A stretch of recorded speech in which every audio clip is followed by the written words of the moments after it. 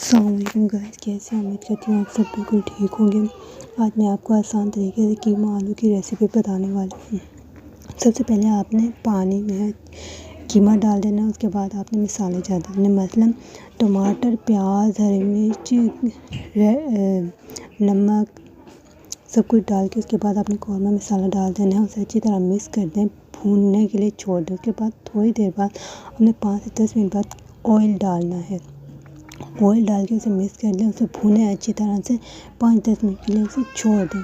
जब वो बिल्कुल खुश्क हो जाए तो हमने अलग से आलू बॉयल कर लिए थे, तो बाद में कीमे में आलू डाल दिए थे।